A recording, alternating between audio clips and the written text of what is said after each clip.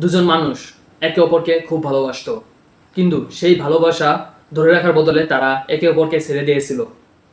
এটাই শেষের কবিতা। শেষের কবিতা রবীন্দ্রনাথ ঠাকুরের অন্যতম জনপ্রিয় এবং আলোচিত প্রেমের উপন্যাস।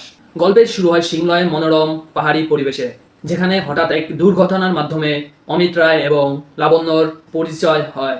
অমিত একজন ধনী পরিবারের শিক্ষিত ও আধুনিক চিন্তার যুবক।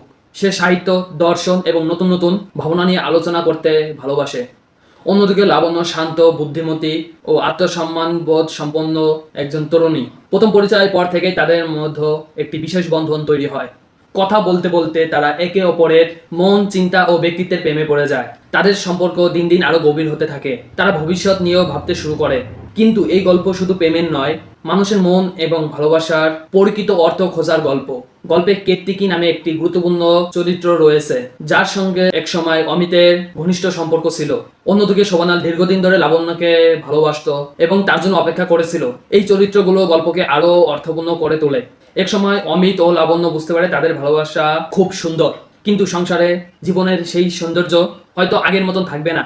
তারা মনে করে বিয়ের পর দৈনন্দিন জীবনে নানা দায়িত্ব ও বাস্তবতা তাদের সম্পর্কের বিশেষত্বকে নষ্ট করে দিতে পারে। তাই তারা এমন একটি সিদ্ধান্ত নেয় যা সাধারণত প্রেমের গল্পে খুব কমই দেখা যায়। ভালোবেসে তারা বিয়ে না করার সিদ্ধান্ত নেয়। পরে অমিত কেতকীকে বিয়ে করে এবং লাবণ্য শোভনালকে বিয়ে করে তারা নিজেদের নতুন জীবনে এগিয়ে যায়। কিন্তু একে অপরের প্রতি শ্রদ্ধা, ভালোবাসা এবং স্মৃতি তাদের হৃদয় থেকে যায় চিরকাল।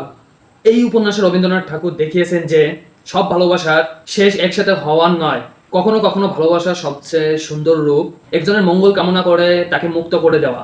আর এই ভাবনাই শেষের কবিতাকে বাংলা সাহিত্যের অন্যতম সেরা প্রেমের উপন্যাসে পরিণত করে। ভালোবাসা ছিল, স্বপ্ন ছিল, একসাথে থাকারও সুযোগ ছিল, তবুও তারা আলাদা পথ বেছে নিয়েছিল। কারণ কিছু ভালোবাসা দূরে থাকলেই সুন্দর থাকে। আপনার মতে অমিত ও লাবণ্য সিদ্ধান্ত কি সঠিক ছিল?